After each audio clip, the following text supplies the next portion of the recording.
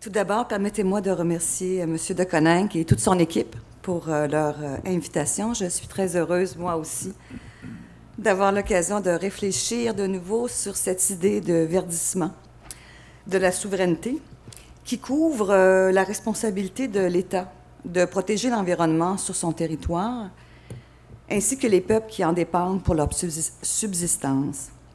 Et cette idée de verdissement de la souveraineté s'illustre assez bien lorsqu'elle est appliquée à la région de l'Arctique canadien et à ses ressources naturelles. En effet, la souveraineté du Canada dans cette région est de manière périodique contestée. Et avec les effets du changement climatique, la région, on le sait, devient plus facile d'accès par la navigation et donc l'accès est plus facile à ses ressources, lesquelles deviennent plus attrayantes pour la communauté des États, ce qui ravive les pressions sur le Canada de démontrer qu'il exerce sa souveraineté sur, plus particulièrement, l'archipel arctique et ses eaux.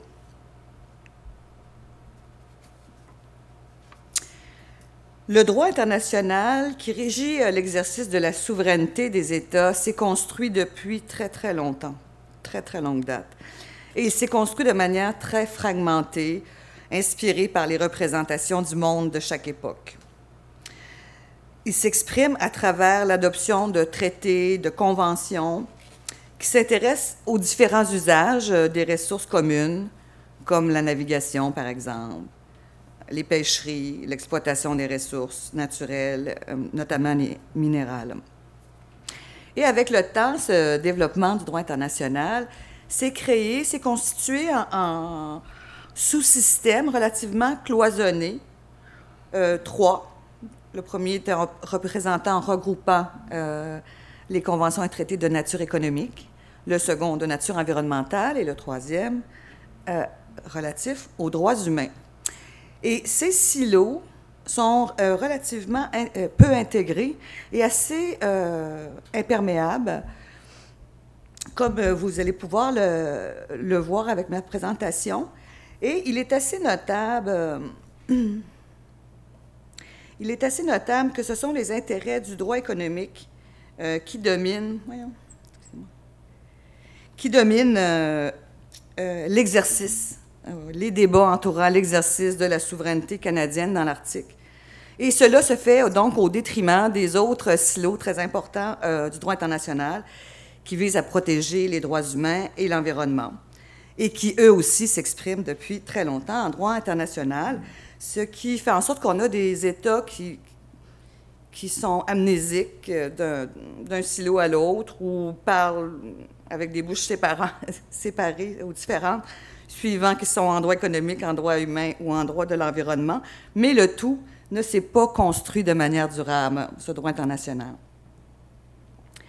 Donc, nous allons voir que pour le Canada, l'existence de ces règles de droit international soulève des préoccupations en termes de souveraineté. En effet, il s'agit dans le nord du Canada, comme vous pouvez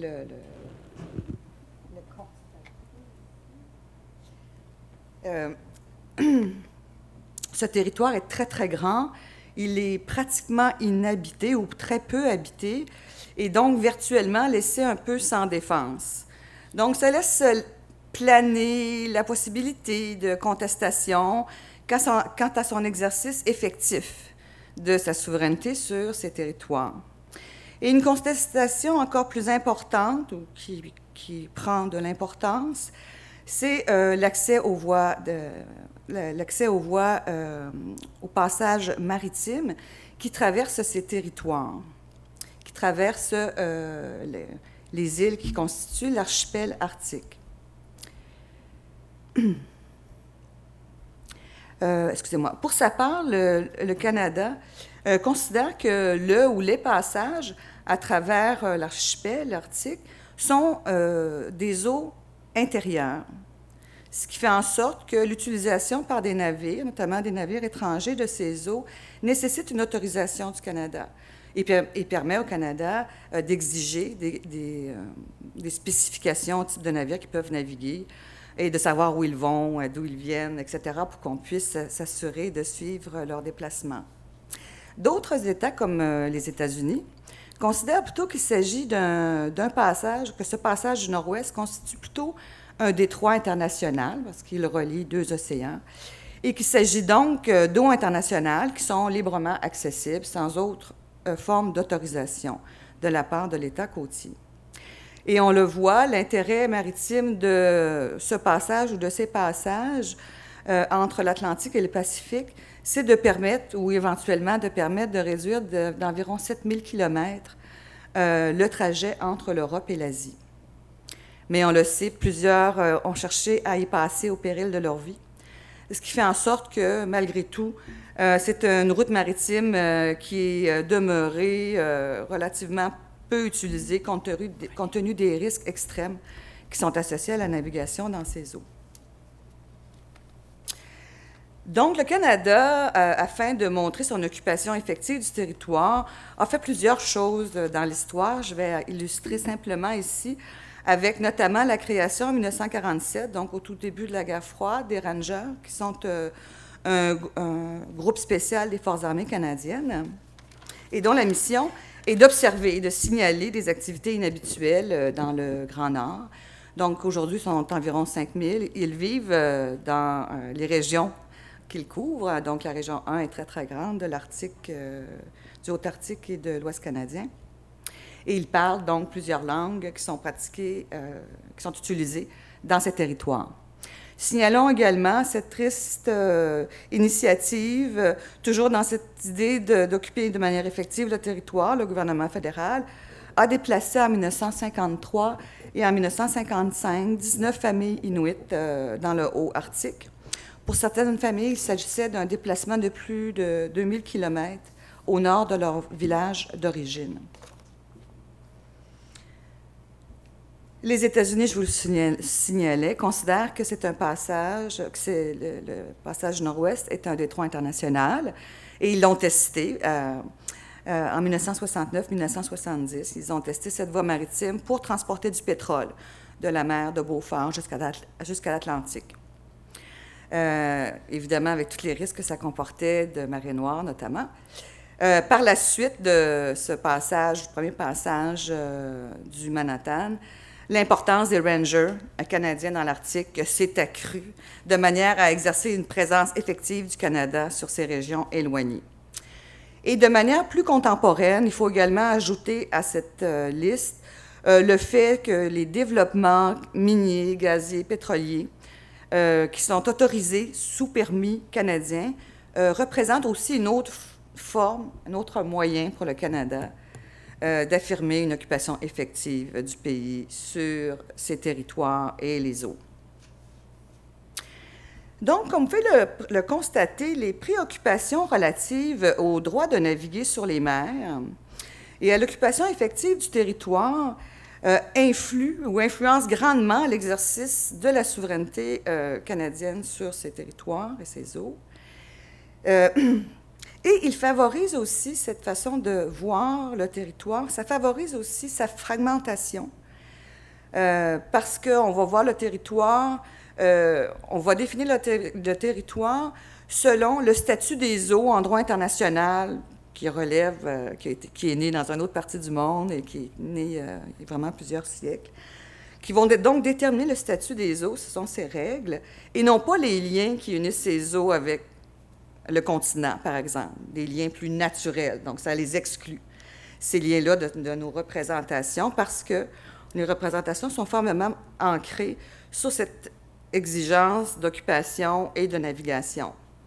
Conséquence, on a la présence de militaires, donc ça favorise la présence des militaires.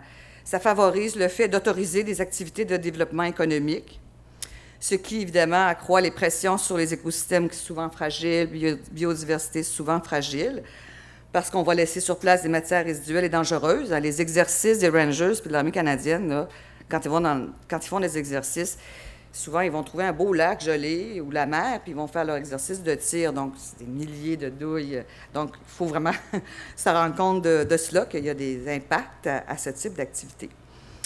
Et on le voit, donc, c'est pas une conception d'un développement d'un territoire qui est vraiment fondé sur une idée de durabilité du tout.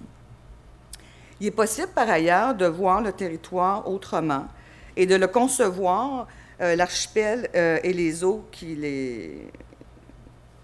baignent l'archipel.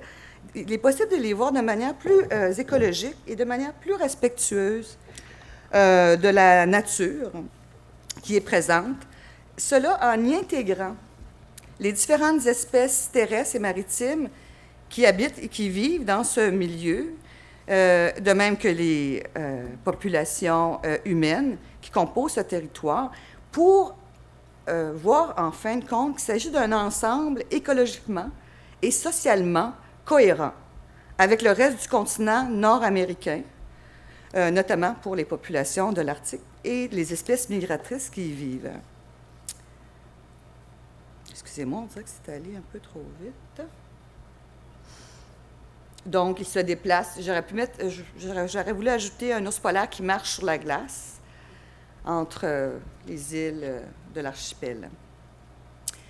Donc, cette perspective qui appuie la prétention du Canada que l'archipel abrite des eaux intérieures, cette perspective demeure conforme à l'exercice de la souveraineté, qui ne se limite pas seulement à occuper physiquement le territoire puis à le griffer, mais s'exerce aussi de manière plus large à travers la bonne gouvernance du territoire, ce qui implique des responsabilités pour l'État, certes en termes d'occupation effective pour assurer la sécurité, l'application des règlements, mais aussi en termes de responsabilité de protéger l'environnement, ses ressources et les droits humains. C'est ce que nous rappelle Don McCrae dans l'extrait qui est cité dans cette diapositive. Et cette façon de voir la souveraineté est plus que simplement une stratégie militaire, c'est plus que simplement une stratégie de développement économique. Et c'est ce que des auteurs ont nommé le verdissement de la souveraineté, ou the greening of sovereignty. Cette expression veut mettre en évidence, veut souligner que les États ont aussi la responsabilité de protéger leur territoire. C'est-à-dire qu'ils n'en sont pas propriétaires, ils ne peuvent pas le détruire, mais plutôt fiduciaires ou gardiens, et cela au bénéfice de sa population présente et future. Cette bonne gouvernance du territoire est présente de très longue date sur la scène internationale, comme en témoignent de nombreux traités, de nombreuses conventions qui ont été conclues par les États dans le but affirmé de protéger l'environnement et les espèces, et auxquelles le Canada a participé en prenant des engagements, et cela à la connaissance et à la demande des autres États, qui en même temps vont contester sa juridiction sur ces eaux. Et ces engagements traduisent sa responsabilité de protéger les espèces, les habitats et les écosystèmes de cette région. Comme par exemple, donc j'ai donné quelques exemples de conventions qui s'appliquent plus particulièrement à cette région du monde et au fait que le Canada s'est conduit en conséquence de ses engagements. Donc, dès 1911, les États s'entendent pour s'assurer de protéger de manière effective, d'assurer la préservation et la protection effective des phoques à fourrure. En 1916, le Royaume-Uni et les États-Unis s'entendent sur les oiseaux migrateurs qui migrent en Amérique du Nord, car ils sont désireux de sauver, donc ils doivent sauver, ils doivent s'assurer, compte tenu de leur obligation de protéger, de sauver du massacre les oiseaux migrateurs et d'assurer la conservation de ces oiseaux dans un système uniforme en vue d'atteindre ces objectifs. Ces conventions prennent la peine néanmoins de reconnaître aux Inuits le droit de prélever ces ressources qui sont normalement interdites en dehors de certaines périodes. En vertu de cette convention, des refuges ont été créés au Canada pour les oiseaux migrateurs. 9 se retrouvent au Nunavik et le premier a été créé en 1941. Donc, ça fait un certain moment, donc 57, 59, 59. Le dernier a été créé en 1992. Je surveille le monsieur avec ses petites cartes en avant. Un peu plus tard, 1946, pour les grands mammifères marins. Alors, c'est toujours des extraits des préambules que je vous mets, des préambules des textes que j'évoque ici. Les États ont reconnu dans cette convention que les nations du monde ont intérêt à sauvegarder, au profit des générations futures, les grandes ressources naturelles représentées par les espèces baleinières. Et cela dans l'intérêt général. On le voit, cette idée d'héritage, cette idée de patrimoine qu'ils doivent, à titre de fiduciaire ou de gardien de ce patrimoine, transmettre à la prochaine génération. 1973, l'ours polaire fait l'objet d'un régime particulier de protection au niveau international. Alors, les États reconnaissent leur responsabilité et l'intérêt particulier qu'ils ont, compte tenu que c'est des États de la région, de la région arctique, en matière de protection de la faune et de la flore de l'Arctique, et d'assurer donc une protection supplémentaire à l'ours polaire, qui est également protégé par des législations, par les conventions sur protection des espèces en péril. Hein, on voit, ils reconnaissent leur responsabilité de protéger l'ours polaire, compte tenu de leur situation géographique. En 1973, les espèces menacées, les États reconnaissent, dont le Canada, la beauté et la variété des espèces de faune et de flore sauvage représentent un élément irremplaçable, une protection de valeur intrinsèque, et qu'ils doivent être protégés. Donc, il se forme un devoir des États de les protéger pour les générations présentes et futures. Et que les États devraient être les meilleurs protecteurs de leur faune et de leur flore sauvage, les meilleurs protecteurs. Par ailleurs, on le voit, les terres et les eaux de l'archipel arctique abritent plusieurs espèces vulnérables et en péril qui sont protégées en vertu de cette convention internationale. Convention sur la diversité biologique, 1992. Ici aussi, les États vont réaffirmer qu'ils sont responsables de la conservation de leur biodiversité. Et ils vont aussi souligner que pour assurer leur responsabilité de conserver, bien, il faut qu'ils le fassent in situ, chez eux, dans l'environnement naturel des espèces, et non pas en les mettant dans des cages et dans des eaux, ce qui est une situation subsidiaire, de dernier recours. Donc, ils doivent le faire chez eux. Et en vertu de ces exigences, plusieurs zones marines de conservation ont été identifiées, protégées dans l'Arctique et même dans le très haut Arctique. Là. Et le 14 août dernier, le Canada a annoncé la création d'une très grande aire protégée qui fait 2 fois la Nouvelle-Écosse, qui est immense et qui va interdire toutes les activités pétrolières, gazières. Alors, j'ai essayé de mettre une flèche. Et qui va donc être située dans le détroit de Lancaster. Là, on instrumentalise un peu en même temps l'aire protégée parce que de cette façon, pas d'activité industrielle, pas d'activité de pêche, de chasse, sauf pour les communautés inuites de la région. Et pour entrer dans une zone marine protégée, il faut demander l'autorisation, il faut s'identifier. Donc, c'est une façon d'exiger aussi de contrôler la navigation, et c'est le chenal le principal pour entrer dans ce secteur de l'Arctique. Donc, une nouvelle stratégique là, de dernière heure. Et je vais terminer rapidement en soulignant que la présence de très longue date des Inuits dans les territoires de l'Arctique et la protection des pratiques traditionnelles et de subsistance qui ont été accordées aux peuples de l'Arctique appuient également les prétentions canadiennes que les îles et les eaux de l'archipel forment un tout unique et indivisible. Et à travers cela, le Canada a reconnu dans 2 ententes des droits particuliers sur le territoire Et le territoire de l'Arctique est complètement couvert par 2 ententes signées avec les peuples de l'Arctique, dont une en 1984, qui, bien, la photo ne montre pas, mais ça va jusqu'au pôle nord, les lignes qui ont été tracées, et également au Nunavut. Donc, c'est l'ensemble de l'archipel et des eaux qui sont également couverts par les ententes qui ont été signées avec le gouvernement du Canada et ces nations. En terminant, en conclusion,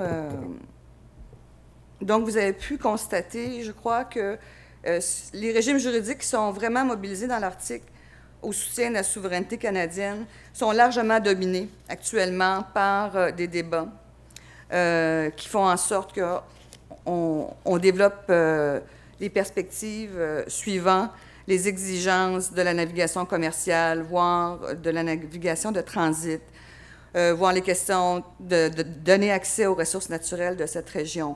Et à l'évidence, l'objectif du développement durable apparaît pas très robuste dans cette façon de façonner là, cette région du monde.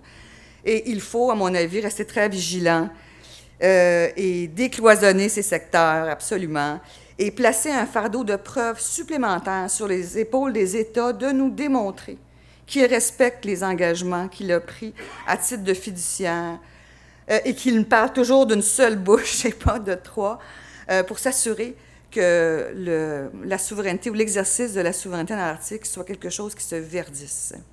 Je vous remercie pour votre attention.